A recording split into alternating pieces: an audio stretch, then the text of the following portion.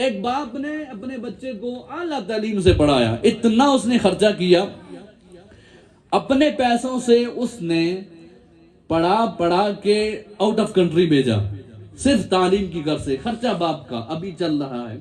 Out of country بھیجنے کے بعد ڈاکٹر بنایا۔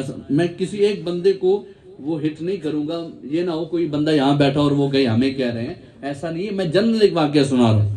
اب اس نے سارا کچھ کیا نا، تو جس دن وہ بچہ تعلیم حاصل کر کے آیا نا، آج لینڈ ہونا تھا اس نے، اسی دن باپ کا انتقال ہوا۔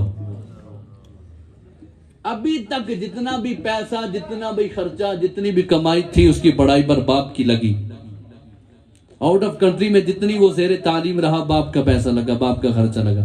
آج وہ مکمل کر کے جیسا ہی لینڈ ہوا، باپ کا ہوا انتقال۔ اگلی بات قابل توجہ، یہاں تک تو سمجھے کہ ابھی اس نے کمائی کھائی نہیں بیٹے کی، خود ہی چلا گیا، لیکن اگلی جو بات ہے نا، یہ مزید ضمیر پر دستک دینے والی ہے۔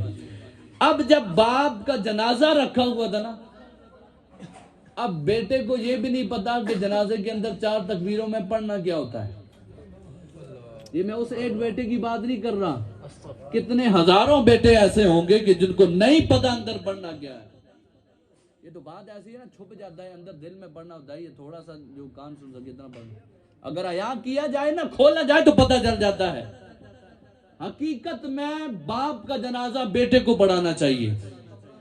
امام مسجد کا حق بعد میں، ہم امام مسجد کو بلاتے کیوں ہیں؟ اس لیے کہ ہم سے پڑھوانے نہیں ہوتا، ورنہ جس کو جو اپنے باپ کا جنازہ پڑھا سکے اسے پہلے حق ہے کہ وہ باپ کا جنازہ وہ پڑھائے، اس لیے کہ جتنے درد سے دعا وہ مانگے گا، امام مسجد کے اندر سے نہیں مانگے گا، کیونکہ باپ تو اس کا ہے نا، امام مسجد کا باپ تو نہیں ہے۔ جتنے درد سے، الفاظ سے رو رو کے دعا رب کی بارگاہ میں وہ مانگے گا، اللہ میرے باپ کو بخش دے، امام مسجد زور سے تھوڑی مانگتا ہے، اتنے رو رو کے تھوڑی مانگتا ہے۔ لیکن ہم پڑھاتے کیوں نہیں؟ ہمیں خود جو نہیں آتا، پڑھنا نہیں آتا، پڑھانا تو دور کی بات ہے۔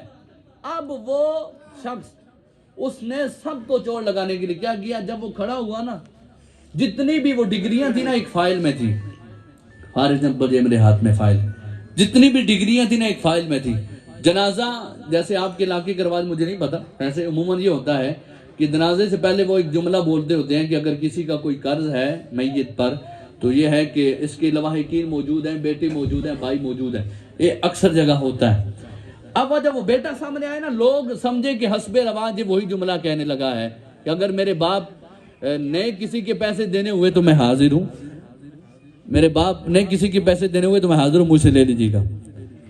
لیکن یہ وہ جملہ نہیں کہہ رہا تھا، اس کی آواز نہیں آ رہی، وہ جملہ نہیں کہہ رہا تھا، اس نے کچھ اور کہنا تھا۔ جب اس نے فائل اٹھائی نا، فائل اٹھانے کے بعد جو جملہ اس نے بولا، ان جتنے وہ بندے جنازے موجود تھے ان کی ضمیر پر بھی دستک دی، اور ابھی آپ کی ضمیر پر بھی دستک ہوگی۔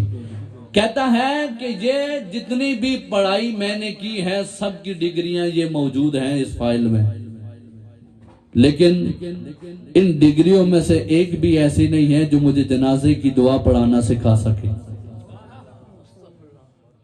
اگلا جملہ مزید دستک دینے والا اور مزید جوڑنے والا ہے۔ اس نے جو اگلا سوال قائم کیا نا، وہ یہ تھا، کہنے لگا آپ لوگوں سے میں مخاطب ہوں، وہ ان کو کہہ رہا تھا، میں آپ کو کہہ رہا ہوں، آپ لوگوں سے میں مخاطب ہوں۔ وہ کہتا ہے مجھے آپ لوگوں سے سوال یہ ہے، بتائیں اس میں قصور میرا ہے یا میرے باپ کا ہے؟ سوال یہ ہے، اور یہی چھوڑ کے جا رہا ہوں میں، آپ بھی سوچیے گا اس میں قصور کس کا ہے۔